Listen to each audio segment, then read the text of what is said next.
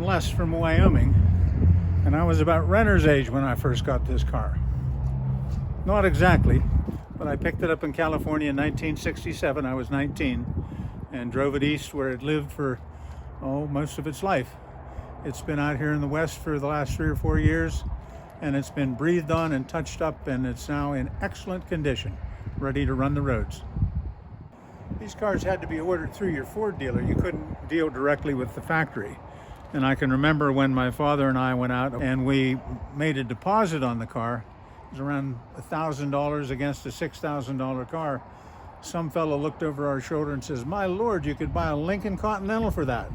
And I thought, who would want to do that? I say I'm an original owner, that's of a 427. Right. Herbie Hancock bought a 260 cubic inch 289, they call them the 289 cars, and still owns it to this day, and he's in his late 80s. But this car, it's a tube frame. They're like 5-inch two main rails. It has independent coilover 4-wheel disc brakes.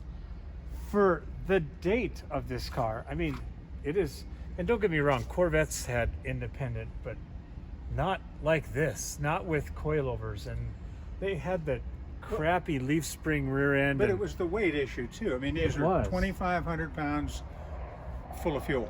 Yeah. The 289s were about 2,200 as I remember.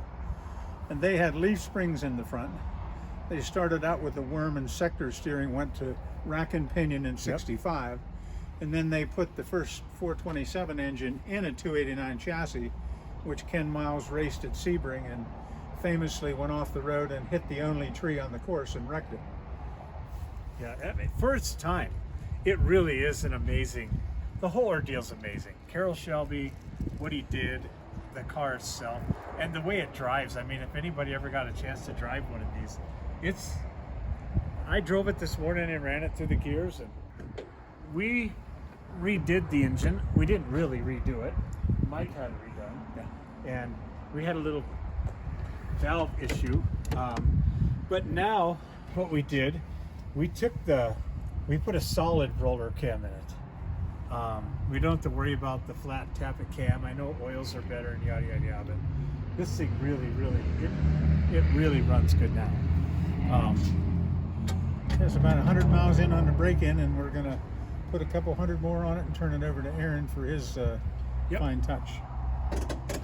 And it just, you can hear the lifters. It's awesome.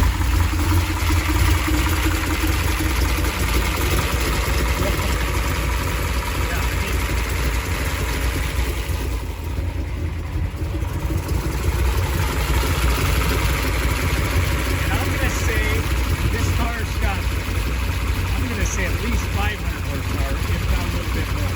Compared to what I do with the LS3s, it pulls that hard.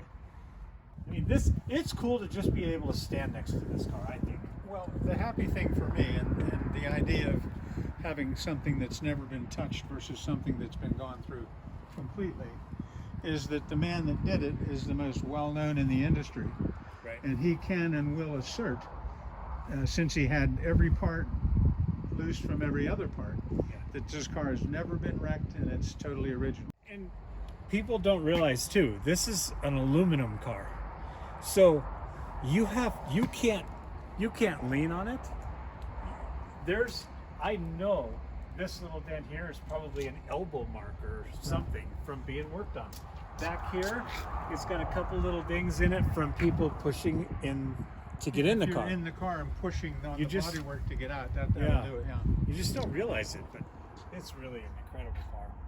Well, in my write-up for the directory, I remember I went to a Formula One race in Mosport, Canada, and as I left the car in a field, I saw these two little girls, not little girls, 16, 18, sitting on the fender taking each other's picture, and I ran up and waved my hands, and they just giggled and ran away, but that was all good.